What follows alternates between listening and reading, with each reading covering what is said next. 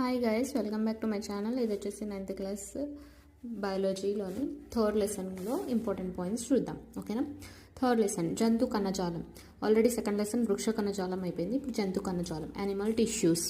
Okay, కొన్ని కణాలు కలిసే కణజాలం. కణజాలతోటి అవయవం ఏర్పడుతుంది, అవయవాలతోటి అవయవ వ్యవస్థతోటి ఒక జీవి ఏర్పడతాడు అన్నట్టు.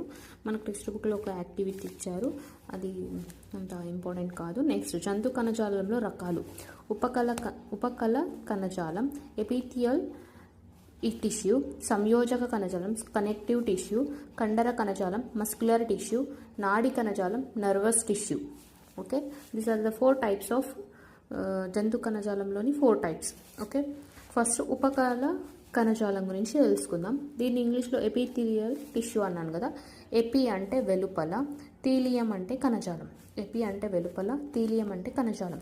చర్మం పైన ఇది ఎక్కడెక్కడ ఉంటుంది అంటే చర్మం పైన, నోటి కుహూరంలో, రక్తనాళాల పైన, లంగ్స్లో ఉన్న వాయుగోళాల పైన, ఇంకా వృక్కనాళాలలో విస్తరించి ఉంటుంది.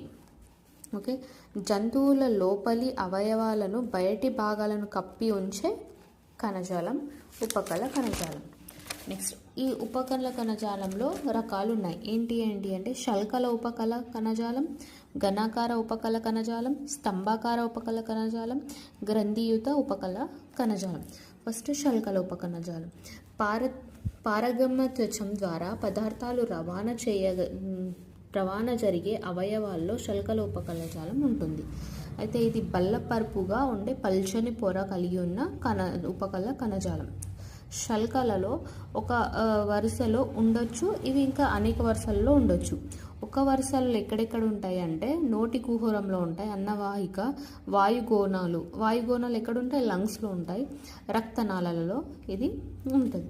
తర్వాత అనేక వరుసల్లో ఎక్కడెక్కడ ఉంటుంది అంటే చర్మం పైన, గోర్లు, గిట్టలు, రోమాలు వంటి నిర్మాణాల తయారీకి. తర్వాత సరీసృపాలలో పొలుసులు, పక్షుల ఈకలు కూడా ఈ కణజాలం నుండే ఉత్పత్తి అవుతాయి. తర్వాత ఘనాకార కణజాలం. మూత్రనాళాలలో లాలాజల గ్రంథులకు యాంత్రిక శక్తి ఇస్తుంది. ఇది ఘనాకార కణజాలం మూత్రనాళాలలో ఉంటుంది, ఇంకా లాలాజల గ్రంథుల్లో ఉంటుంది. ఈ లాలాజల గ్రంథులు యాంత్రిక శక్తి ఇస్తుంది అన్నట్టు. స్తంభాకార కణజాలం వచ్చేసి శోషణ స్రవరించే అవయవాల్లో ఉంటుంది.